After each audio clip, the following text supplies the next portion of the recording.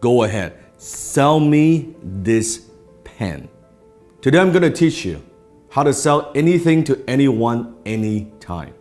Now, when it comes to selling, when it comes to closing, there's so many techniques and so many ways. Today, I'm going to share with you 3 powerful secrets that you can use to sell anything to anyone. The very first secret is this. How do you turn something that's a commodity? How do you sell a product? How do you sell a service in such a noisy marketplace? Number 1, understand this. People don't buy because of logic. People buy because of emotion and they justify it with logic. People buy based on emotions and they justify with logic. I want you to think of something that you want to buy in your life. It could be a car, it could be a house, it could be anything. Just I want you to picture that. Once you have that in your mind, I want you to ask yourself this question. Why do you want to buy it? Why do you want to buy that particular item? Why do you want to own that item? Why is that? Maybe it's a new suit, it looks good on you. Maybe it's a new dress. Maybe it's a new car. Maybe it's a new house. Maybe it's that vacation. But why do you buy it? I want you to dig a little bit deeper. If you peel through the layers, I think you'll realize you are buying emotions. Maybe you buy the item because of greed. You want to make money or you want to save money.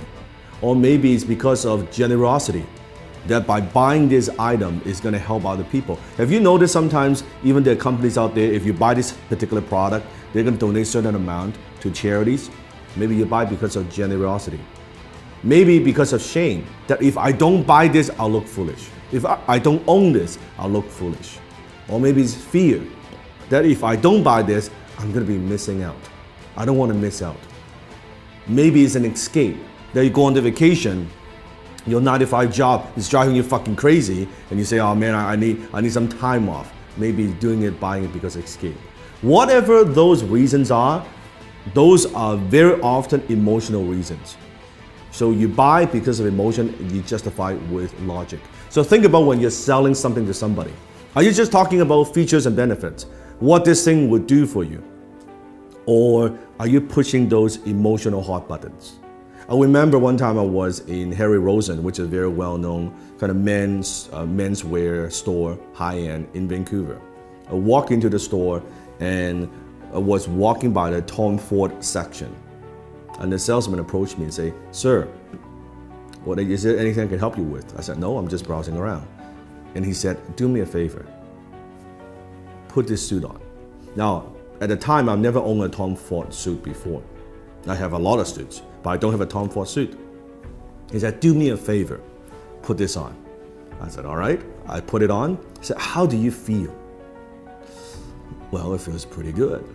I said, okay, also try this on. Put on this tuxedo. I said, okay, that's pretty good. He said, oh, it looks great. He said, sir, are you a fan of James Bond? I was like, who isn't a fan of James Bond? Like, duh. He said, you see this suit right here, this tuxedo, is the exact suit, exact same design as James Bond wears in Casino Royale. You know the scene when he was gambling? I said, fuck, it looks good, right? And before you know it, I bought the damn fucking tuxedo, right? And it's a lot of money, costs a lot of money. And if you think about that, what am I buying? I'm buying emotions. What I'm buying is this. I'm buying when I wear this tuxedo, I feel good. As a James Bond fan, I feel like James Bond. Even logically, I know this, of course, it's not James Bond. I'm not James Bond. But emotionally, it takes me there. This is cool that I own, I wear the same tuxedo, the same fit, right? The same everything. And then he upsold me on the damn, the shirt and the cufflink, the whole 9 yards, right? That's what I'm talking about. People buy because of emotions and they justify with logic. You have to understand that. Don't push your products, don't just push your services, don't push the features and benefits. Think about what are those emotional hot buttons that you're pushing. Number 2, people don't buy their way into something, they buy their way out of something. It means people very often, they're buying something because they have a problem they want solved. They want to buy their way out of that problem. People don't buy the drill, they want to hold on the wall. So what is it that you're helping them solve? What problem? What is it? What is that thing? You have to understand. So I always say the amount of money that you make is in direct proportion to how deep you understand your marketplace's pain. The amount of money that you make is in direct proportion of how deep you go, how much you understand your marketplace's pain. So you have to understand what it is, what are the pains that people have, and how can you help them relieve some of that pain. So think about that. Number 3, people don't buy products and services, they buy stories. Because when there are so many choices out there in the marketplace, on the internet, any product that you want, there are hundreds and hundreds of choices. How do you stand out? How do you add emotions to a commodity, a pen?